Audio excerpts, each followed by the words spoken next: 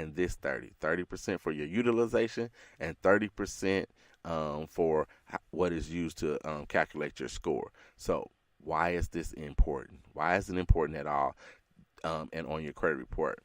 Well, both types of credit scores, both FICO and Vantage score. So you know the difference if you've listened to the show at all. FICO is the big one. FICO is the one that 90% of lenders use. I almost was going to say all lenders, but it's not all. 90% of lenders use FICO. So FICO looks at this in one way, and Vantage looks at it another way. Now they both use the same 5 pillars of credit when it comes to evaluating your score. FICO looks at your credit utilization historically speaking. So they're looking at the history.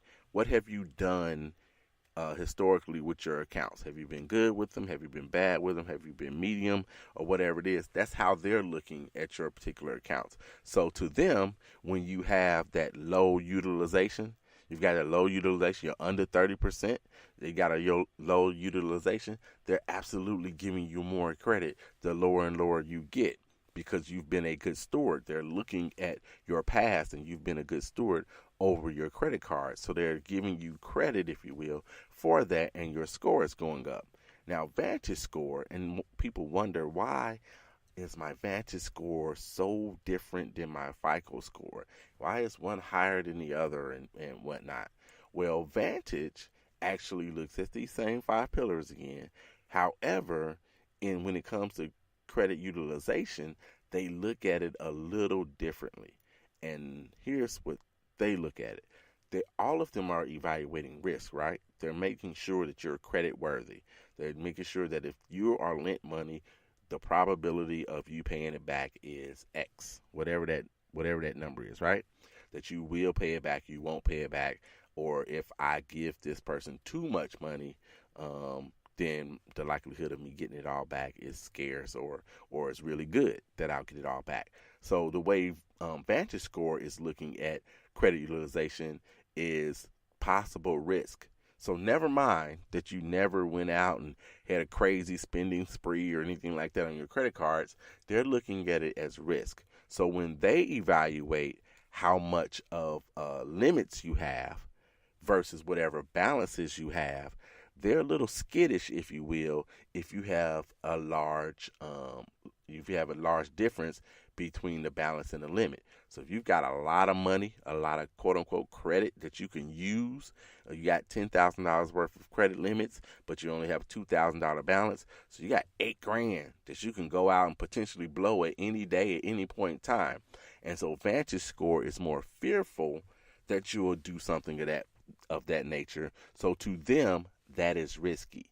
That's going to impact how they look at your credit score. So if they see you as more risky because you have a lot of credit that you can actually go out and get, versus looking at the history and what you have done in the past, that makes a difference. When they're looking at it that way, it makes all the difference in the world for them. And that's why those scores oftentimes are different, because they're just looking at them different. Using the same 5 pillars of credit, but they're just putting a little more weighting on the potential that you have to go out and act a fool, if you will, with the credit card, even though you haven't done that over who knows how many years. All right? So that's how it works out. So what will we talk about today? Credit's 30-30 rule. Yes, 30-30 rule. 30% of your credit utilization is where you want to be, and your score is calculated by 30% of this particular number.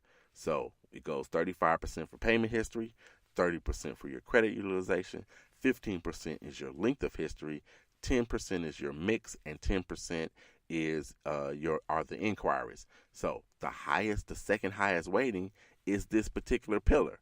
And credit's 30-30 rule is just that.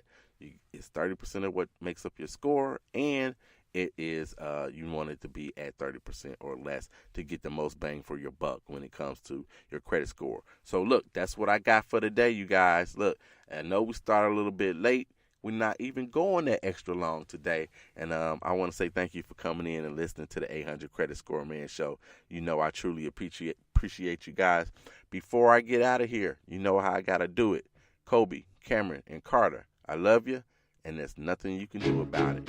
I'm out. Come back next week, you guys. Come back next week for the quiz. You got to get the book to pass the quiz. 5 Pillars of Credit. Go get it on Amazon. $3.